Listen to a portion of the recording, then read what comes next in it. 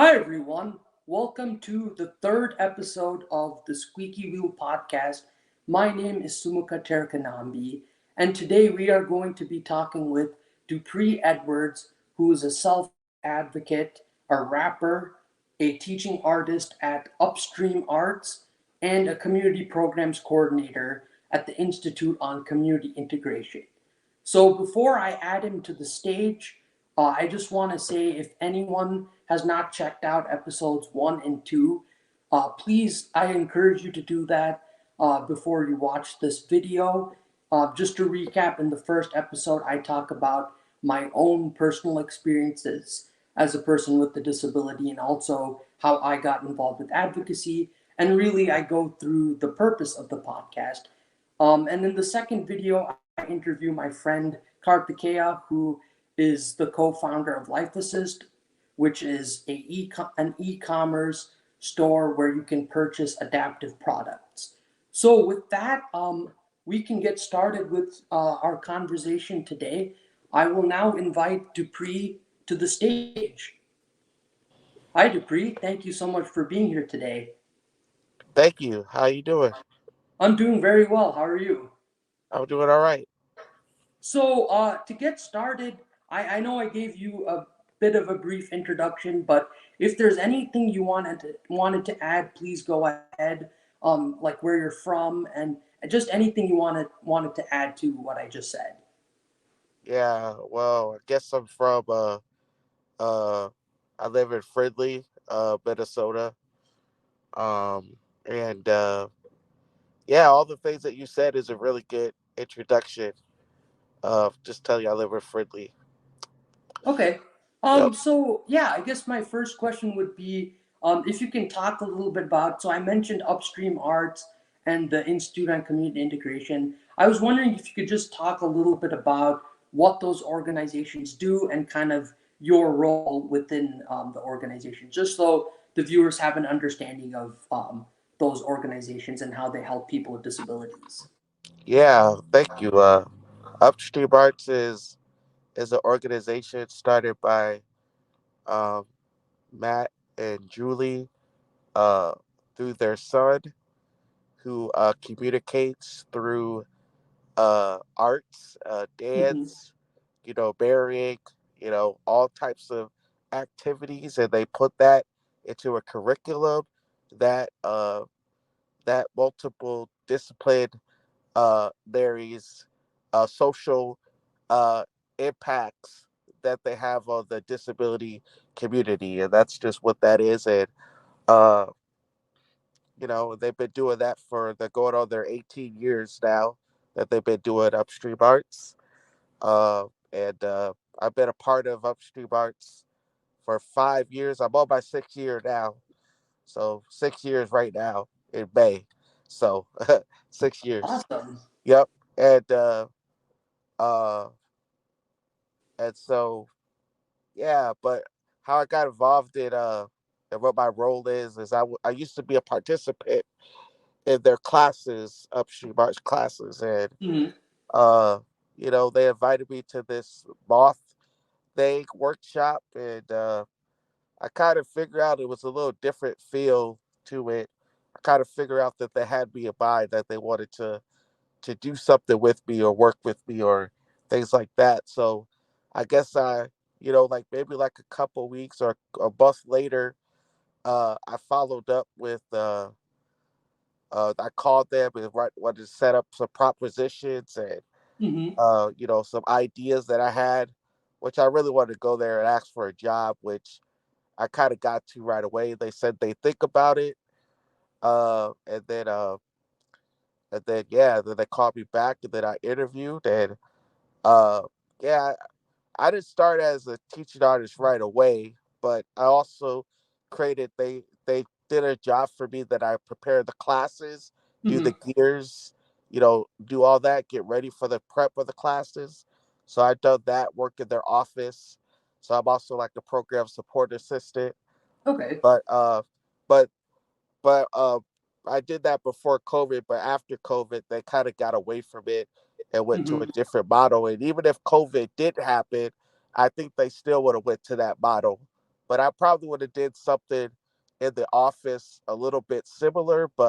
Hmm. Uh, but yeah, but I think they've been thinking about getting rid of that a long time. So, but now I'm just a regular teaching artist, and I still Yeah. do some seasonal office work when they need me.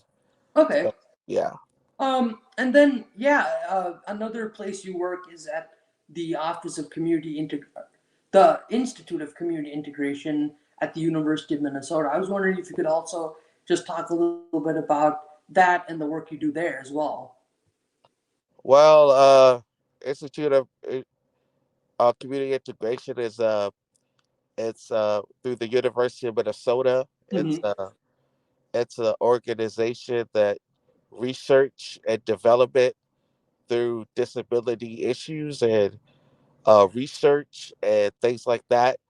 All different types of situation from uh, and different grants and projects Okay. that they work on through those researches, through like the state and different organizations and things like that. Uh, and But yeah, but I can't tell too much really about it because I only started working there 4 months now. Oh, okay. But I could definitely tell you that that I'm really excited to work in the Institute of Community Integration. Is something that I really wanted to do. Uh, Yeah. I work in I work in positive behavior supports. Okay. Talk about that and uh, and I'm working on a project, doing some dead links. I'm there as a self advocate. Uh, you know, my position is community specialist, program specialist, but we're still trying to figure out a title for me. So Okay. maybe later on, if you invite me back, I'll probably have a really Yeah. specific, Yeah. For sure. good title for you. Uh, but yeah, and I'm also it's been wonderful working at the ICI. It's been good. They've been welcoming, and I'm looking to continue to do good work Yeah. and also work with this project with the RQCs, the Regional Quality Councils, Hmm. uh, through the ARC of Minnesota and the ARC Northland, and you know, and and be able to spread the message about person-centered practices Yeah. and positive supports, uh, and play language in some Hmm. areas there. And so, and then I get to recruit. Uh, I get to recruit some people to do trainings for self advocates. So it got some really good things coming up. And then also my main job that I do is just check out the website that they have, like Dead Hmm. Leaks. I do a little bit of telehealth, send some toys and stuff to people with autism and Okay. things like that. So that's pretty much the job that I have right now. But more to come, more to come. Yeah. I'm still looking. I'm still working at it right now. No, it definitely sounds like you're doing a lot of stuff at the Institute and Community Integration. Definitely a lot of important work as well. Yeah. I guess my next question is if you're comfortable sharing, I was just kind of curious if you could talk about your specific disability and kind of what challenges you have personally experienced in your life. And I think that will be a good sort of context around your self advocacy as well. So, yeah, if you're comfortable sharing, please go ahead. Well, I guess I've been knowing that I had a disability for a long time, ever since I was little, but I just Hmm. didn't know what type of disability I Yeah. had until I got a lot older. Hmm. Even when I was 16 and 15, I still didn't really understand what my disability was Yeah. or is. But um, I had to find out what ADHD is, attention deficit disorder. I had to find out what bipolar was, uh, you know, uh, Hmm. you know, and some behavioral type stuff like emotional behavior, all these type of stuff, anxiety. I got diagnosed with general anxiety disorder when I was 18 or 19. Okay. Uh, so, but I just, I guess what got me to the advocacy of that is basically, uh, just trying to figure out how to, uh, like I did like you did with this podcast, I created a radio show to Oh, raise nice. awareness for people with disabilities and mental health. And I did a lot of research on my medications I take, on the on the on what my disabilities are, uh, trying to figure out how much dose and how it works and things like that. I Mm-hmm. went on Wikipedia, WebMD, all those type of things. I talked to my psychiatrists and things like that to try to work on developing and to educate the community about Yeah. people with disabilities. And I wasn't a strong advocate as I am now. I still Mm-hmm. had a lot of work to do, but I did sound good on the radio because it was kind of my talent. But I had some good segments. We talked about mental health, and we talked about what success means to you. We talked about a lot of things. The last radio show I did was in 2016. Okay. And we talked about uh, some more disability stuff. But yeah, it was really good. To really figure out. And I'm still trying to learn about the type of disabilities I have because I also have a mental health disability Mm-hmm. and a development disability. Okay. So I'm just trying to figure out like what's going on. I mean, to kind of have the two, it's really kind of you know still trying to learn. Yeah. But but there was times where like you could tell me, Samarki, you could tell me that when you studied your disability, you studied your medications, you studied your things. Yes, I did. I studied. Mm-hmm. I studied and I tried to learn about what it is and how to grow. And every time I went to therapy, I try to work on my behavior because I was very, very, very short tempered, short, Mm-hmm.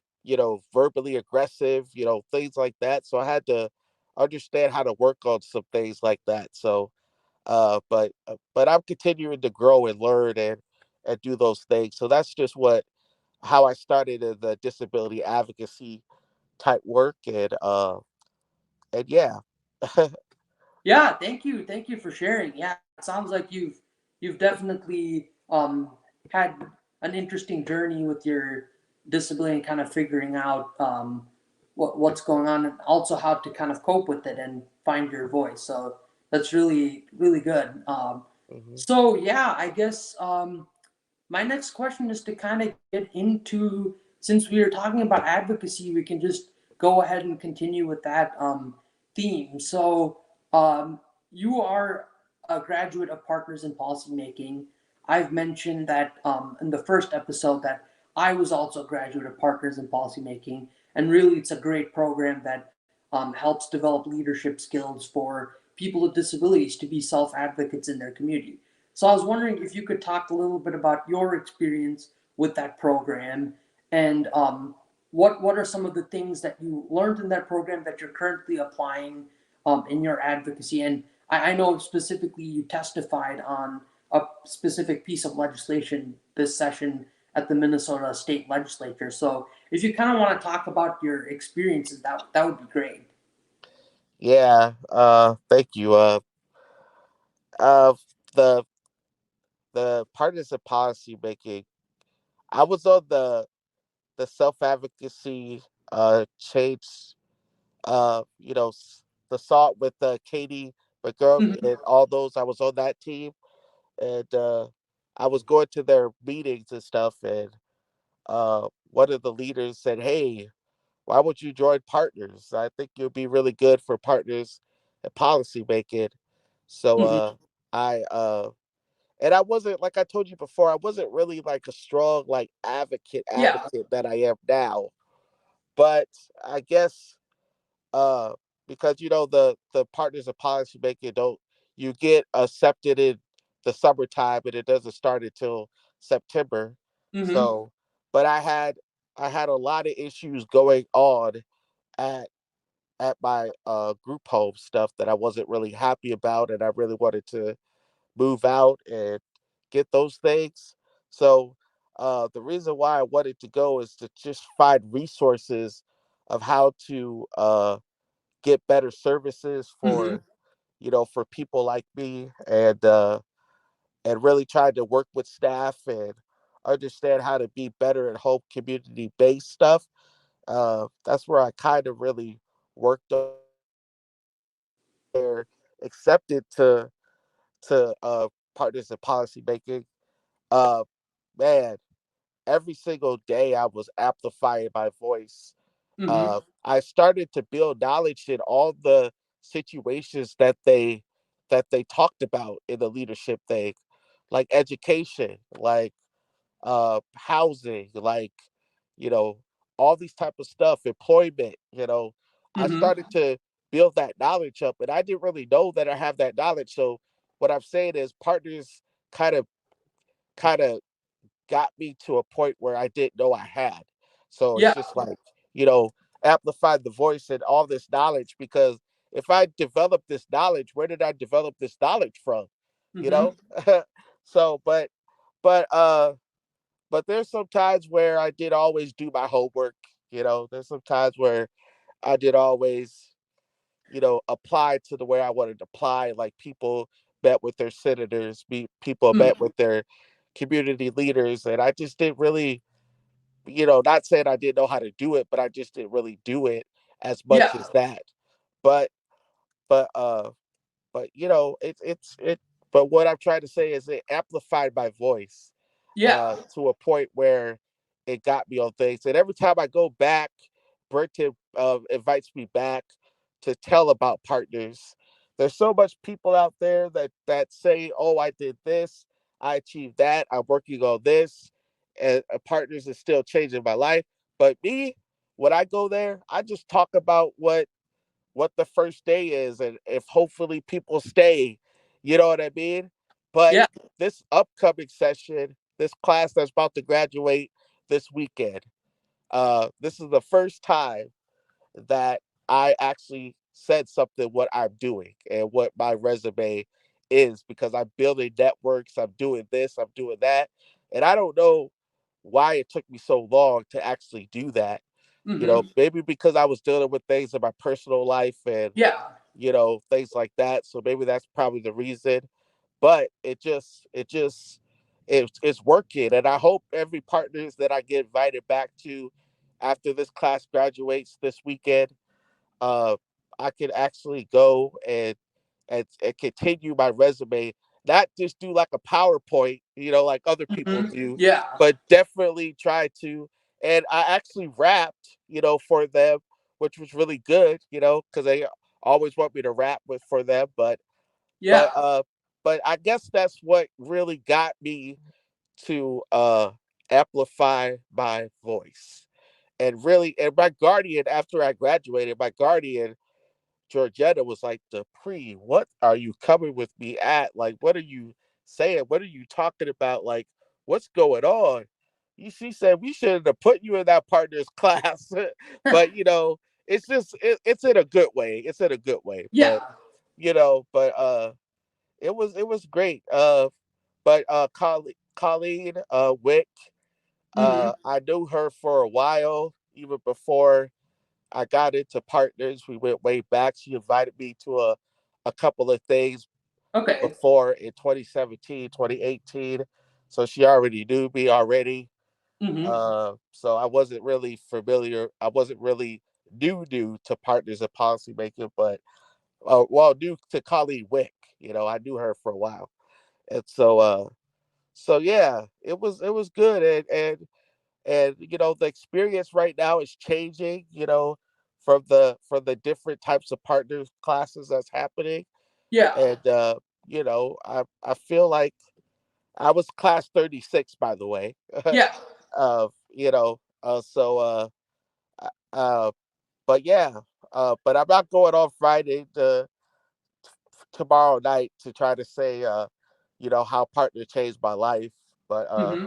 I did get invited to that thing because I am going on Saturday to the graduation and stuff. But other than that, it's I if it wasn't for partners, I don't know where I would be. Hmm.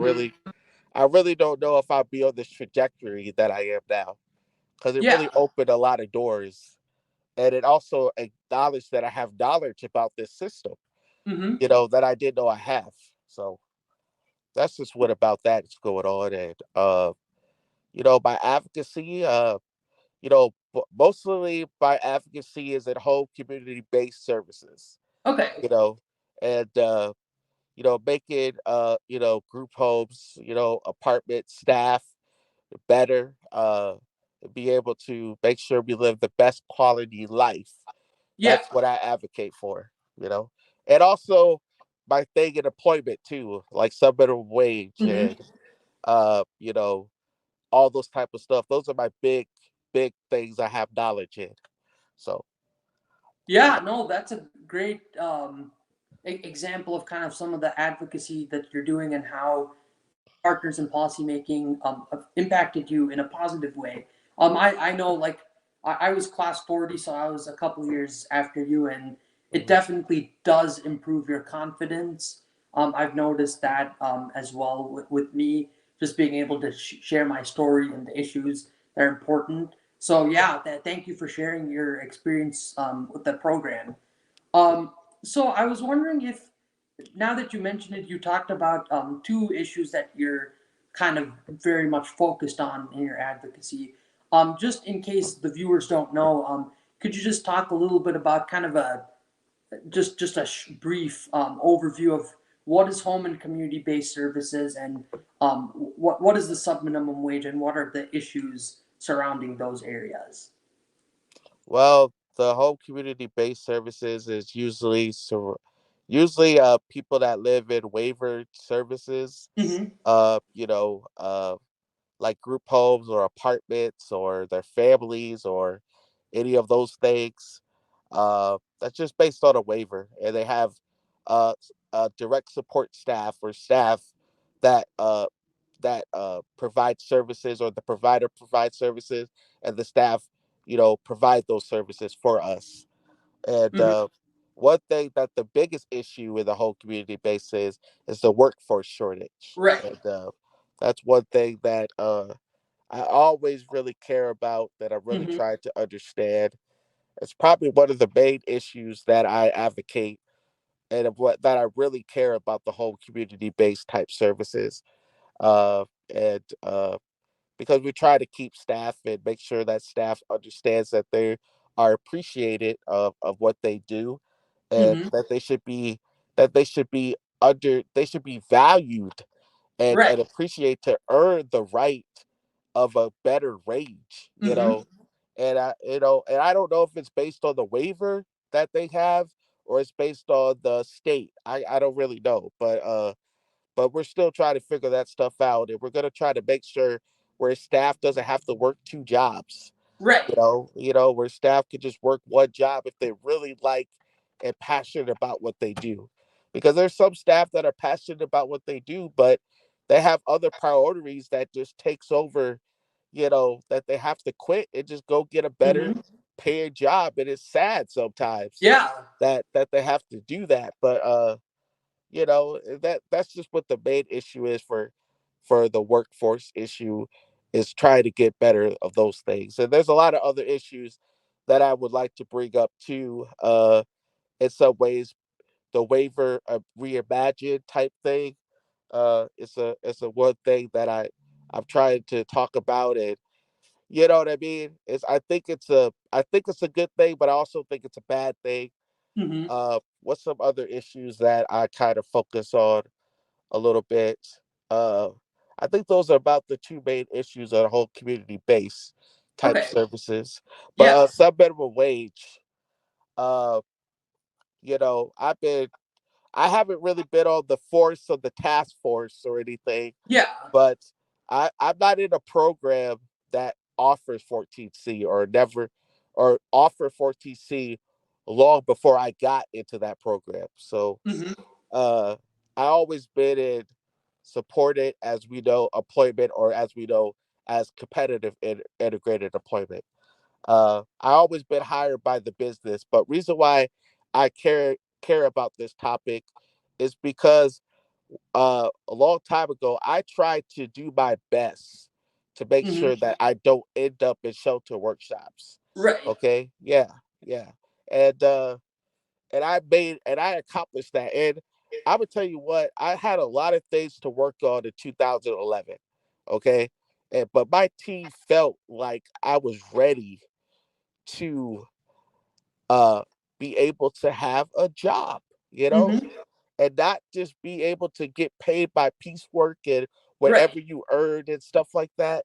Mm-hmm. And you know, but I just wanted to make sure that it's probably made me feeling sorry for those type of people, but I want to make sure that, I don't, it's not that I don't dislike those situations or we're trying to avoid it, but Mm-hmm. it's my way of giving back and to understand that a lot of people, if they want to work, they can work in the community. They could do Yeah. things, and one thing that's really helping, this cause move forward is customized employment.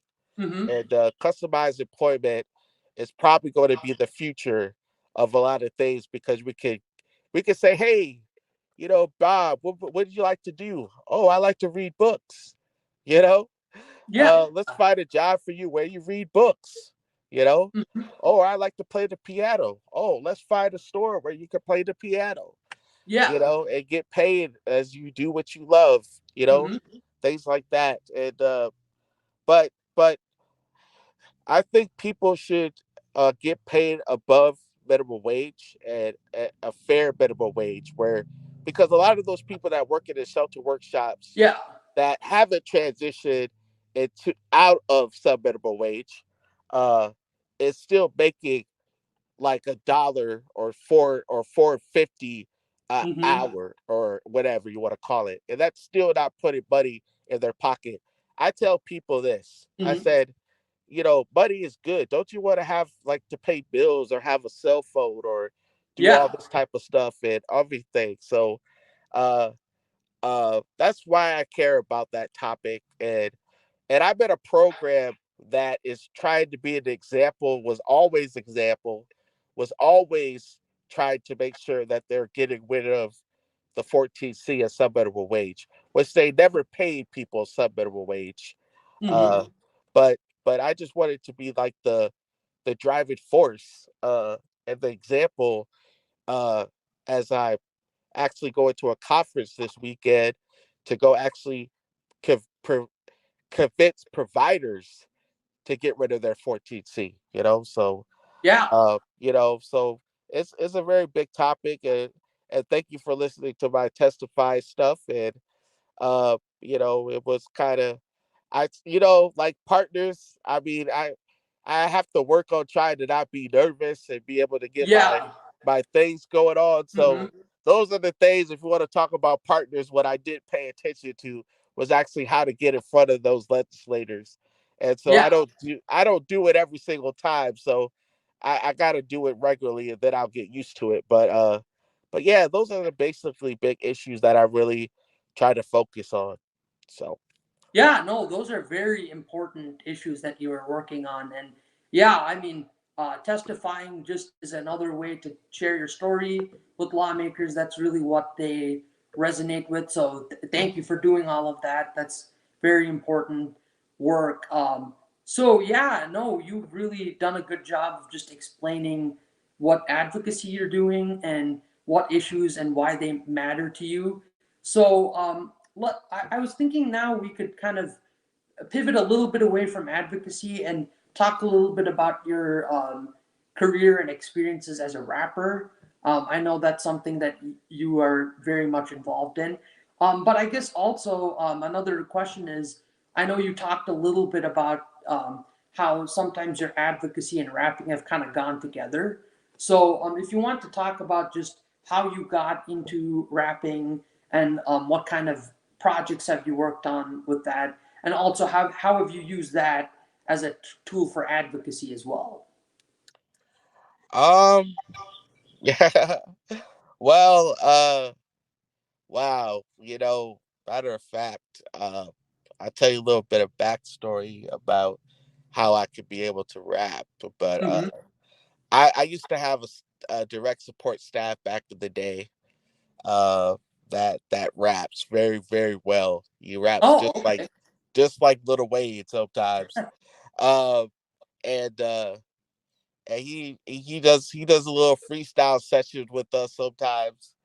And he told me, he said, "Hey, Dupree, why would you bust a freestyle?" So I busted a freestyle, and it sounded good. He's like, "Wow, wow, whoa, whoa, where'd that come from?" Like, you just, and he said your voice sounds good. Oh. And it was really good to get that. So uh, after that, a couple months after that, I went and bought me a M audio microphone, a Pro Mm-hmm. Tool audio, and I created my first freestyle. Well, it took me a while to really get lyrics down because I really wasn't very a lyrical person, but Yeah. I could rap for the top of my dome, which it might not make it a song, but it definitely the rap, the rhythm, the talent was there, you Mm-hmm. know.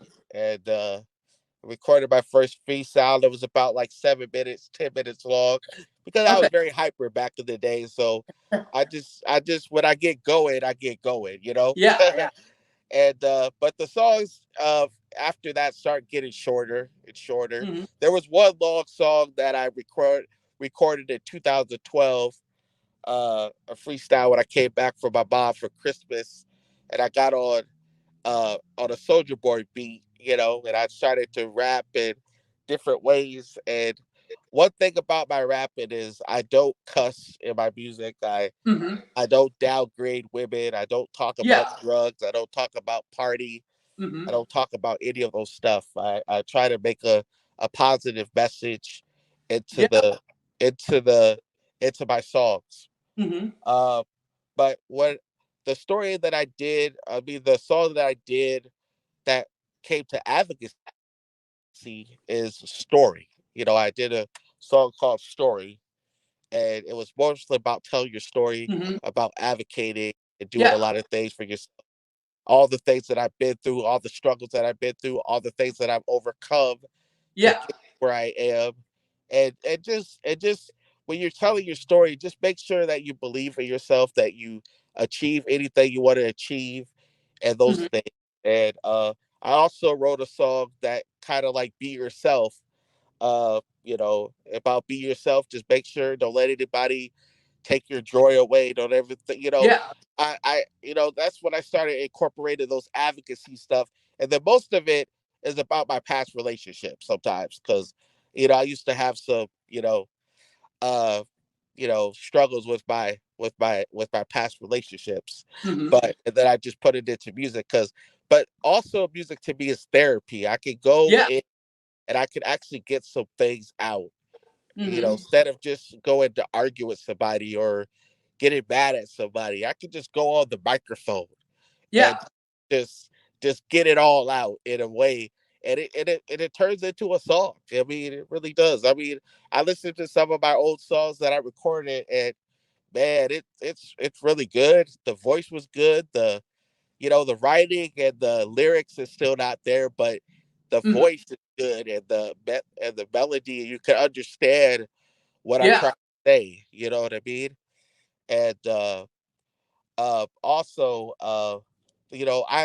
I love being on the microphone. Microphones are being the best friend, my best friend in the whole entire world. They say girls' best friends is the diamonds, and my Mm-hmm. best friend is the microphone. Okay, it's it's something that I always love to do, and I always feel like, and I feel like back in those days, if we're talking about advocacy and about people, a lot of people didn't really listen to me when I'm off the microphone. They Mm-hmm. it was a way I couldn't get to what I wanted to say. I couldn't get to the point. I couldn't get to the situation. So when I get on the microphone, it's a whole different situation where I get to the point Yeah. where people listen to me, where people understand where I'm coming from. So, but I can do anything on the mic, which is really good because I can't do voiceover work, but I could try to do Yeah. voiceover work if I wanted to. But but I feel like I have a talent on the microphone, and I use it the best way I can. So those are the early days of the rapping.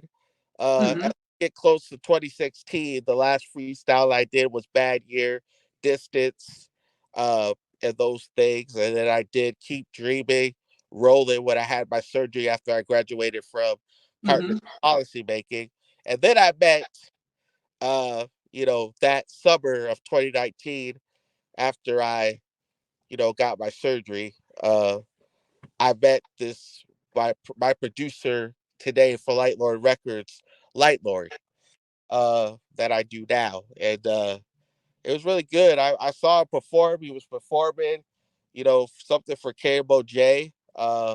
That invited him. Q Bear, Walter Banks Jr. was there, Okay. and, his wife, and all those things, and his partner Richard. And I went up to them and I gave him his card. I told him what he's doing. Then he said he's gonna call me back the next day. And he didn't call me back until what was it?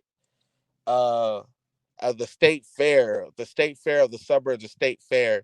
And then Okay. we did start recording. 6 months after that, he said, "Let me talk to my partner."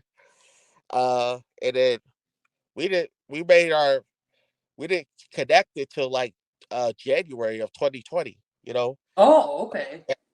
So but it's and then we started writing my testimony, which is Yeah.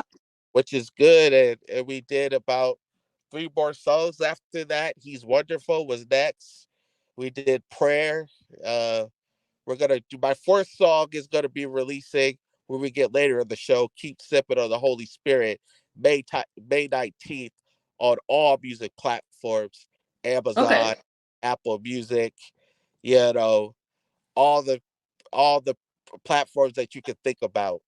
Uh, and look it out. It's featuring my producer Light Lord. It's Okay. a rap duet a little bit, Oh, but that's awesome. Yeah. yeah. So, but I am working. God is working on my album for me, and I am a gospel hip hop artist. So Okay. I rap about the Lord, and Mm-hmm. and it's something that's really good. And I think that's because if it was the best route to go. At first I was kind of skeptical because I didn't really think I had that much to actually be anointed and rap about the Lord. Mm-hmm. But it worked out very well. I mean, it took some time with the songs that he was creating for me. It took some time to really understand what the message was and how we want to get it out. My testimony is my story, my testimony. Yeah. And the other stuff is just something that we're doing. But the title of the I can tell you the title of the album is going to be called My Testimony. So Oh, okay. yeah, so be on the lookout for that. I'm working on my fifth song now, uh, and then it's going to be a 10-song album, and Oh, wow. you That's know awesome. yeah, so it's gonna be good. But yeah, it's I'll let everybody know. Yeah, just make sure you go out there and listen to Keep Sipping. It's a very good one, and it will inspire every soul, and Mm-hmm. spread the good gospel of music. And one thing about Light Lord is that he wanted somebody. He asked God for somebody that can get his message and music out that he's writing. Mm-hmm. And I think I was a good perfect pair for him. I wouldn't say I was his puppet, but I would say he'd be like, "Are you kind of like better than me performing my songs, or what? Or should I just do it by myself?" Because some of these songs that he wrote for me, he could do for himself. Yeah. But it's a good partnership, and I like to continue it. I want to see what the future holds on this album, uh, and he put me on a platform that I have never been on before. Yeah. And I really appreciate it, and hopefully we continue more uh, and everything. So I'm really excited about what's up next with everything. Yeah. Yeah. No, that's really really awesome that you're doing some really good work on music, and that you have a good partner that gives you a good platform for you to share not only your experiences but then also um, things like gospel and that's really nice. Yeah. Yeah, I guess my last question is, you kind of already said it, but just again to remind the viewers, if they're interested in following you, how can they do that? Follow me. Uh, well, you can go on my Facebook. Uh, you could go and just look up Dupree Edwards. You can go on X, look up Jets Dupree, or it's at Jets Dupree, Okay. and you can go on my Instagram. It's at Dupree Edwards. Yeah, yeah. What else social medias I have? You can go on YouTube. Just look up my YouTube channel. Just type in Dupree Edwards. It will come up right away because I'm Okay. the only Dupree Edwards in the world. Yeah. And so it'll be easy to find me. And there's yeah, those are all the platforms that I have now. You can look up on Lightlord music.com/ Dupree. Okay. Look up my music and buy some of my music for 99 cents or $1 or something.